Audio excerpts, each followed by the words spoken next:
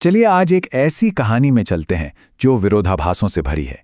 एक ऐसे राजा की कहानी जिनकी पूजा करोड़ों लोग करते हैं, पर वो उस वंश से थे जिन्हें हमेशा से देवताओं का दुश्मन माना गया। ये कहानी है राजा महाबली की। तो सवाल ये है कि आखिर ऐसा कैसे हो सकता है? एक असुर राजा और इतने पूजनीय कि उनके सम्मान में एक पूरा त्योहार मनाया जाता है। इसका जवाब छिपा है ओणम की कहानी में और एक ऐसे वचन में जिसने सब कुछ बदल दिया। तो ये हैं राजा महाबली, जो महान भक्त प्रहलाद के पोते थे।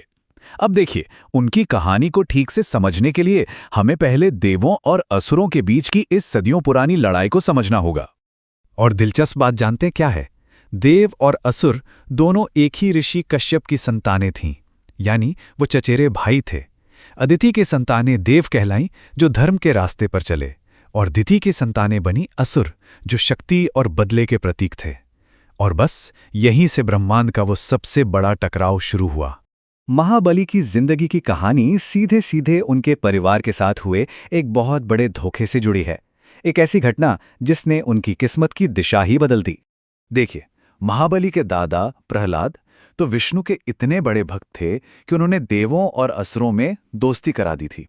उनके बेटे यानी महाबली के पिता विरोचन भी एक बहुत नेक राजा थे, जिन्हें सूर्यदेव से एक ऐसा मुकुट मिला था जिसे कोई भेद नहीं सकता था। लेकिन देवों के राजा इंद्र ने एक ब्राह्मण का भेष बनाया, विरोचन को धोखे से मार दिया और वो मुकुट छीन लिया।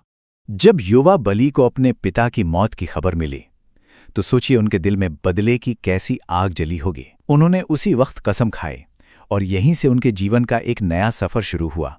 मकसद था सिर्फ और सिर्फ बदला।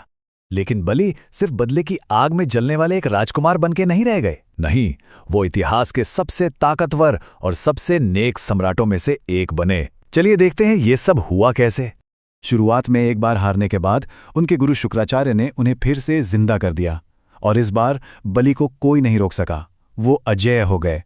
उन्होंने इंद्र को हराया, तीनों लोकों पर अपना राज कायम कर लिया। पर जानते हैं, उनकी असली पहचान उनकी ताकत से नहीं, बल्कि उनके न्याय और उनकी दानवीरता से बनी। उनके राज में कोई भी भूखा नहीं सोता था।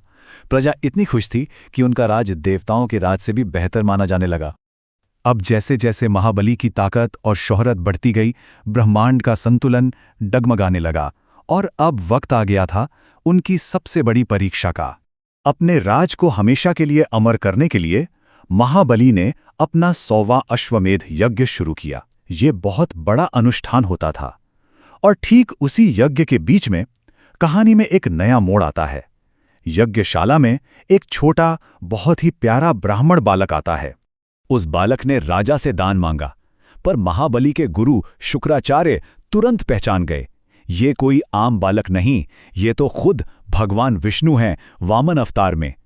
उन्होंने महाबली को बहुत रोका, बहुत समझाया, बलि ये वचन मत दो, ये विष्णु हैं, तुमसे तुम्हारा सब कुछ छीनने आए हैं। लेकिन महाबली अपनी बात पर अड़े रहे। उन्होंने कहा, गुरुदेव, जिन भगवान को पाने के लिए लोग न जाने क्या क्या करते हैं, वो आज खुद एक भिखारी बनकर मेरे दरवाजे पर आए हैं। इससे बड़ा सौभाग्य मेरे लिए और क्या हो सकता है? मैं अपना वचन नहीं तोड़ सकता। उनकी नजर में अपने वचन का मान दुनिया की हर चीज से बढ़कर था। और बस यहीं पर कहानी अपने सबसे रोमांचक मोड़ पर पहुंच जाती है। एक छोटा सा अनुरोध जो पूरे ब्रह्मांड को अपने अंदर समेटने वाला था। जैसे ही महाबली ने दान का वचन दिया, वो छोटा सा बालक अचानक अपना विराट रूप दिखाने लगा। एक ही कदम में उन्होंने पूरी धरती नाप ली, दूसरे कदम में पूरा आकाश। अब तीसरे कदम के लिए कोई जगह ही नहीं बची थी।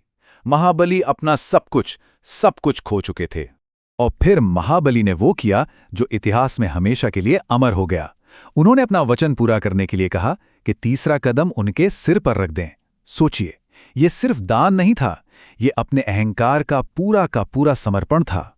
अब ये सुनने में तो एक हार लगती है ना, पर असल में यही महाबली की सबसे बड़ी जीत थी। चलिए देखते हैं कि इस कहानी की विरासत आज भी कैसे जिंदा है। महाबली की इस भक्ति और अपने वचन के प्रति निष्ठा को देखकर भगवान विष्णु बहुत खुश हुए।